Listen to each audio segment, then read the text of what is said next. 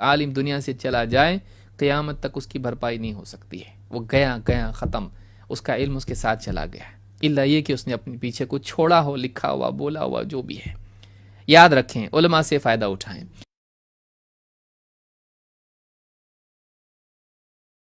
علماء کے دنیا سے اٹھائے جانے سے پہلے علم حاصل کرنا چاہیے۔ یہ بھی ایک قسم کی جلدی ہے کہ علماء آج ہیں اور ان کی مجالس موجود ہیں، وہ موجود ہیں، سوال جواب کے لیے موجود ہیں، ان کی مجلس میں دروس کے لیے موجود ہیں، آج ہیں وہ کل نہیں، کوئی بھی ہمیشہ رہنے کے لیے نہیں آیا۔ انبیاء بھی آئے، دنیا سے چلے گئے، ان کے بعد صحابہ، تابعین، تبع الاتباع، اور اس طرح سے سارے لوگ اہل علم دنیا سے گئے۔ آج جو اہل علم ہیں وہ بھی جائیں گے، کسی کے لیے اللہ تعالیٰ نے ہمیشگی نہیں رکھی ہے۔ لہٰذا خوش قسمت آدمی وہ ہے جو علماء کی زندگی میں ان کی صحبت اور ان کی مجالس اور ان سے تعلق کے ذریعے سے اپنے ایمان کو اور اپنے علم کو بڑھائے، ان سے پوچھ کر، ان کی نصیحت کے ذریعے سے، ان کے واعظ و نصیحت سے اور ان کے علمی دروس کے ذریعے سے ان سے علم حاصل کر لے، کیونکہ عالم کے پاس کتاب کا بھی علم ہوتا ہے اور اس کا تفقہ بھی ہوتا ہے۔ کتابیں تو باقی رہ جاتی ہیں، عالم کا تفقہ اس کے ساتھ چلا جاتا ہے، اس کو یاد رکھیں۔ قرآن و سنت میں غور کر کے فلاں مسئلہ پیش آیا، اس میں اجتہاد کر کے فیصلہ دینا، یہ تو عالم کے قلب میں ہوتا ہے۔ وہ جو صلاحیت اور وہ غور و فکر جو اس نے قرآن و سنت میں کیا ہے، وہ اس کے قلب میں مقید ہے، اگر لکھ دیا تو لکھ دیا، اگر نہ لکھا ہو تو اس کے دل میں ہے۔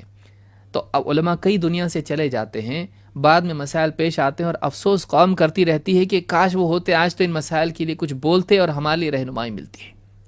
بڑے بڑے علماء دنیا سے چلے جاتے ہیں، اور امت کا المیہ یہ ہے کہ قدر جانے کے بعد آتی ہے، بلکہ انسان کا المیہ ہی ہے، چھوٹی چھوٹی چیز ہو یا بڑی سے بڑی چیز بھی ہو، جب تک پاس موجود ہوتی ہے انسان کو اس کی قدر نہیں ہوتی ہے۔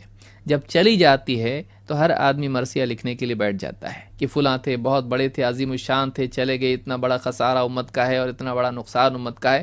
جب تھے تو نے کتنا فائدہ اٹھایا؟ فلاں آدمی نوجوان ہو یا جو بھی ہو، لوگ عام ہی ہو یا جو بھی ہوں، کہتے چلے گئے، اب کتنا بڑا نقصان ہو گیا۔ جب تھے تو نے کتنا فائدہ اٹھایا ان سے؟ بیٹھتا تھا ان کے درس میں، پوچھتا تھا سوالات ان سے، پڑھتا تھا ان کی کتابوں کو، کیا کیا تو نے ان سے فائدہ اٹھایا؟ تو یہ بڑا مسئلہ ہے امت کا کہ اہل علم جب دنیا میں ہوتے ہیں ان کی قدر نہیں ہوتی ہے، دنیا سے چلے جاتے ہیں، افسوس کو اپنے لیے بھرپائی سمجھنے لگتے ہیں کہ ہم جتنا افسوس کریں گے گویا کہ اس کی بھرپائی ہو جائے گی۔ بھرپائی نہیں ہو سکتی ہے۔ ایک عالم دنیا سے چلا جائے قیامت تک اس کی بھرپائی نہیں ہو سکتی ہے، وہ گیا گیا ختم، اس کا علم اس کے ساتھ چلا گیا، الا یہ کہ اس نے اپنے پیچھے کچھ چھوڑا ہو، لکھا ہوا، بولا ہوا، جو بھی ہے۔ یاد رکھیں، علماء سے فائدہ اٹھائیں۔ تو علماء کے اٹھائے جانے سے قبل علم حاصل کرنا۔ ابو الدرداء رضی اللہ تعالیٰ فرماتے ہیں، وہ کہا کرتے تھے، تعلم العلم قبل ان يقبض العلم، علم حاصل کرو اس سے پہلے کہ علم اٹھا لیا جائے، علم حاصل کرو اس سے پہلے کہ علم اٹھا لیا جائے۔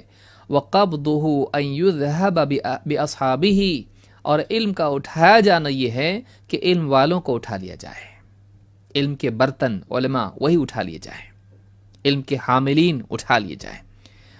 العالم والمتعلم شریکان فی الخیر، فرماتے ہیں کہ عالم اور عالم سے علم سیکھنے والا دونوں کے دونوں خیر میں شریک ہیں، وہ علم کے سیکھنے سکھانے میں لگے ہیں، دونوں خیر لوٹ رہے ہیں، سمیٹ رہے ہیں۔ وسائر الناس لا خیر فیہم، ان کے علاوہ سارے جتنے بھی لوگ ہیں ان میں کوئی بھلائی نہیں ہے، ان میں کوئی بھلائی نہیں ہے۔ آدمی اسی لیے یاد رکھیں، ہم یا تو وہ بنیں جو سکھانے والے ہوں اگر اللہ نے علم دیا ہے، یا پھر ہم وہ بنیں جو سیکھنے والے ہوں۔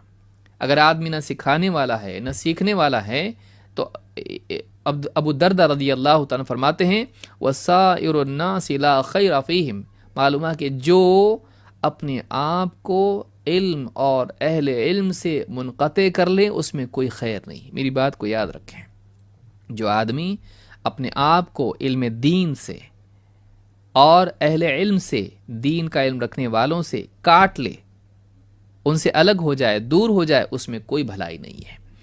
تو کہتے ہیں کہ وسائر الناس لا خیر فیہم، اور فرماتے ہیں ان اغنى الناس رجل عالم افتقر الى علمه فنفع من افتقر الیہ، کہتے ہیں لوگوں میں سب سے زیادہ غنی شخص وہ ہے جو ایک عالم انسان ہے، اور اس سے لوگوں کو اس کے علم کی ضرورت پڑے تو انہیں جو بھی علم کا محتاج ہو اسے علم سکھائیں۔ سارے لوگوں میں سب سے غنی شخص کون ہے؟ عالم، کہ لوگوں کو اس کے علم کی احتیاج ہو، ضرورت ہو تو انہیں علم سکھائے۔